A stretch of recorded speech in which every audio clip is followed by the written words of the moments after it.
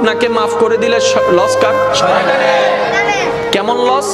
সে শয়তান আপনাকে দিয়ে আপনার পিছনে লেগে আপনাকে কলা কৌশল করে 50 বছরে যে গুনার পাহাড়টা তৈরি করে দিয়েছে, আপনাকে আল্লাহ সে মাফ করার সাথে সাথে 50 বছরের গুনাহ শেষ।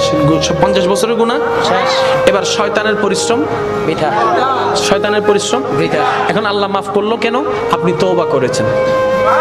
সেজন্য শয়তানে তওবা করতে দেয় না। নিজেকে প্রশ্ন করে দেখেন তো, আপনি এই গত 2 মাসে কয়বার তওবা করছেন?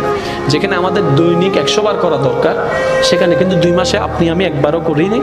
এবার নিজেকে প্রশ্ন করলাম, কি রে আমি তো গুনাহ করি, তওবার দরজাও তো খোলা আছে, আমি তওবা করলাম না কেন, আমি তওবা করলাম না কেন? আসলে আপনি তওবা করেন নাই নয়, আপনাকে শয়তানে তওবা করতে দেয় নাই। এবার শয়তানকে তার বন্ধুরা জিজ্ঞেস করে, কি রে বান্দারে তুই তওবা করতে দেস না কেন?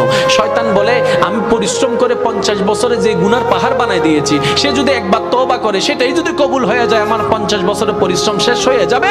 তাই আমি বান্দাকে দিয়ে তওবা করাই না। সেজন্য চালাক বান্দা তারাই অন্তত রাত্রে ঘুমানোর আগে একবার হলো মওলার দরবারে তওবার মাধ্যমে নিজেকে প্রেজেন্ট করে, বলে মওলা বান্দা এসেছি তোমার দরবারে, ভিখারি সেজে এসেছি, অপরাধী হয়ে এসেছি, মওলা তুমি রহমান, একটু মাফ করে দাও না। সুবহানাল্লাহ।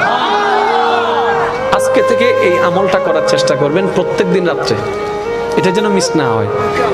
আমি কি কারো পক্ষে বলেছি ভাই? কারো বিপক্ষে? আমি কি কোনো দলের পক্ষে?